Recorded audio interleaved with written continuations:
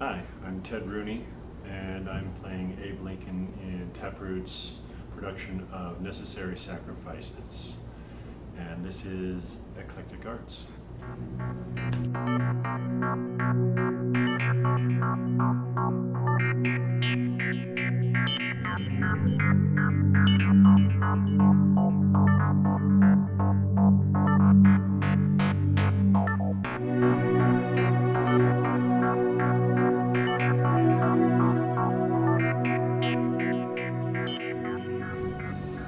Okay, so we're here in Seattle in the Greenwood neighborhood at the Taproot Theatre, and a long-time viewers of Eclectic Arts know that I've been here doing a lot of interviews with cast as the shows come up, and they have a brand new show debuting next week in September called Necessary Sacrifices, and we're here with one of the lead actors, Ted. Ted, how are you doing today?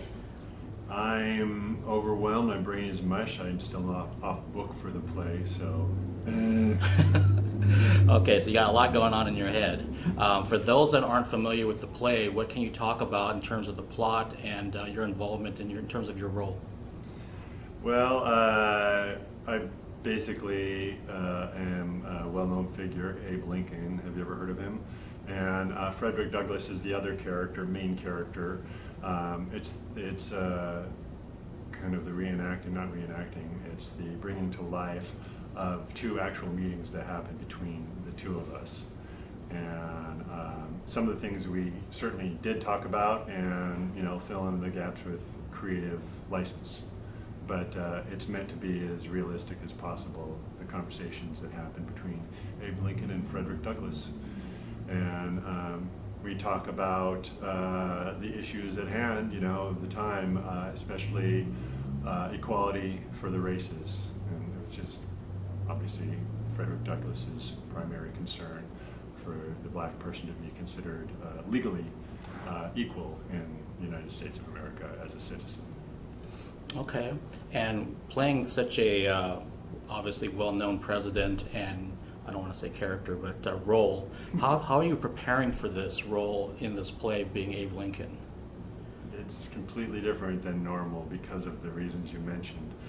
And there's one thing playing a historical figure, but one that's extremely well known by everybody, and most people have a very strong opinion of who he is, and yet you want to bring yourself to the role, and you want to have authenticity and historical correctness at the same time. So it's juggling a lot of balls, and the fact too that he wasn't just a historical figure, but he was an amazing brain, one of the smartest people of his time, if not the smartest. And he was an amazing person, one of the most magnanimous politicians of his day, overlooking, a lot of things that most politicians would get caught up in. So it feels a bit like you're trying to play Superman. So it's hard. So my process is still, I want to just get to the core of what drives me as Lincoln, what's going on for me, what do I want, what do I need, and what makes me tick. And the tough part is getting in touch with some of the strengths that he had that I'm not familiar with being that smart. And how do you play super intelligent when you're not? I mean, I've never felt, actually, this is an interesting challenge for me. I felt like every character I've played, I have enough intelligence to step into their shoes. And in this case, I don't, so I don't know how you fabricate that in 3 weeks. So that's a particular challenge for me. But also just how he walks and talks, how authentic am I going to try to be? Because people don't know exactly how he walked and talked, but they knew his voice was somewhat high-pitched, and he's gangly, and he was a wrestler, so he is physical. But striking that balance between what works for me and what works for telling the story was a real tough one, conundrum for Abe Lincoln. So we'll see. Wow. I'm scared to death, basically, but doing my best. Well, I'm sure you're going to be amazing. A little birdie tells me that this is not the first time that you've portrayed Abe Lincoln anywhere. Can you kind of speak to that in your past? Well, it all started in my commercial acting days in Los Angeles. I played Abe twice for commercials. One for the Mountain Dew commercials, where I was a WWF wrestler. Abe was a wrestler, but they took it to the WWF place, and for Mountain Dew, and another one was for a sleeping aid.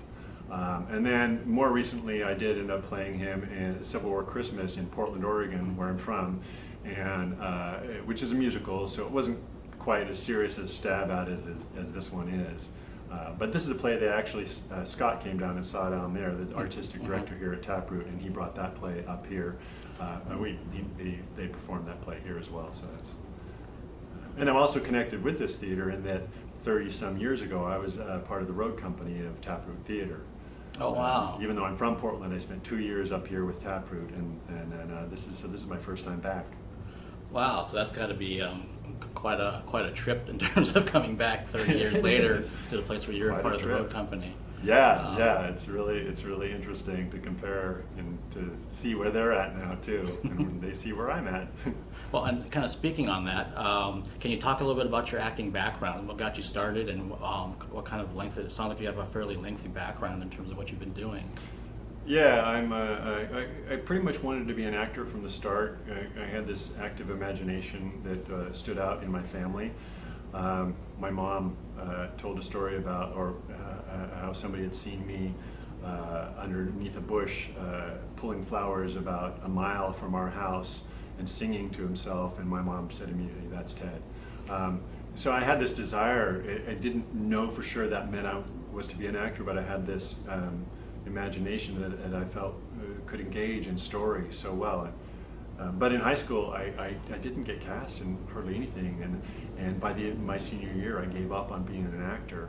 But I still had the heart, and 3 years later, seemingly out of nowhere to my friends and family, I switched my major to theater in college, and I finished with a theater degree my last 2 years because I wanted to be an actor, and I felt they said no, but I said, well, I'm going to do it anyway. Which to me is a good example of what I teach acting as well in Portland. It's a good example of if you are determined and you really want to do something, including acting, you can do it. You may have a long road ahead of you, a lot to learn, and it wasn't until I was 30 that I'd actually graduated from grad school in acting and moved to New York City. So I really didn't begin my professional career until I was 30. So I did have a lot to learn and a long way to go, but I got there, just like Lincoln. Well, that's awesome. I think that's also inspiring words for those that are thinking about, they want to act. And I've interviewed several people, not just with actors, but also musicians, where they've got a side job, they got the day job, whatever to make ends meet, and everybody understands that. But it's kind of like if you keep at it and are smart and savvy and treat people right, it seems like things will eventually come your way. But like you said, maybe it's not on your timeline of I want it tomorrow, but it may be 5 years down the road, or even 10 or 20 years down the road. But if it's what you want, eventually it'll come around to you. Exactly. And one thing I was told in high school by a theater teacher was that if you can do anything else, do it, because it's too difficult. And at that point, I hadn't gotten enough reinforcement anyway. I just decided, okay, I'll take that advice. I'll do something else, because there's a lot of other things I could do that I like, even though I really wanted to be an actor. And I think in many cases that advice is good because people are just kind of following this dream that is not a realistic dream. But I really knew I could be an actor, so that wasn't good advice to me. It held me back from following my dream initially of just, dream is not even the right word, my desire to be an actor. It's not this Hollywood dream that now I'm on a mountaintop that I am an actor. It's just something I wanted to do. And yeah, if you can do something else, sure, do it, love it. But if you don't, do something you love and figure out how to make it work for you. I think that's more important. No, I agree 1,000% for sure. Kind of speaking on that note, you mentioned that you teach acting down in Portland. So what are some things you could say to young actors, which you've probably said many times to classes, in terms of getting their start and when they get their first role at a theater like Taproot or any other local theaters in the Northwest? Well, my advice, especially, I teach on camera, and that's my focus, on camera acting. It'd be the same for theater, but less so. But my advice is to get better. Just keep getting better. the cream rises, especially in the theater world, because it's easier to get seen and known. And if you're good, you're going to work. But if indeed what you want to be is an excellent actor, become an excellent actor. Don't worry so much about the business side of it. Worry about getting better and becoming the best artist you can possibly be. And that should be a satisfaction in itself. But if you do that, if you pursue being a great artist with all of your heart, rather than to be famous or be well known or to work as an actor, you will work as an actor and you will get well known. But there's not much to that. It's more about the creative process and the result that satisfies a person anyway. So who cares what people think, right? Sounds good to me. Kind of to wrap this up, we talked about your preparation for this role, for Necessary Sacrifices, but kind of in general, especially since you have a teaching background, when you're getting ready for opening night, which is going to be next Friday the 20th. Hey! Don't freak me out. And that's why I want to kind of ask about, every actor is different, but obviously you would be looking forward to it, but also are there any kind of rituals or things that you kind of do prior to that opening night crowd for any production, not just this one? Well, the fight for an actor is to, as much as possible, choose that life, the life of the story, over this life, my life, who I am, Ted Rooney, me and my ego. So one of the most difficult places to do that outside of the audition room is opening night. The pressure to perform and please others pulls you out of the world that you're trying to enter. So the challenge for for me, I think for most artists, yes, you got the craft, you practice the craft, you prepare, you learn your lines and everything like that, but the challenge is to, carrying all that at the same time, let go. There's a letting go that's necessary for something to really happen. So opening night, the challenge, it's like heavy lifting for me, letting go of my ego, my life, my story, stepping into this story and letting go and trusting the work that I've done and letting it happen. Opening night is the most difficult place for that to happen. And most people just grin and bear it and get through it and look forward to the ensuing performances. But that's going to be how I prepare, is to just focus on the story and trust the work and let go and have fun. Okay.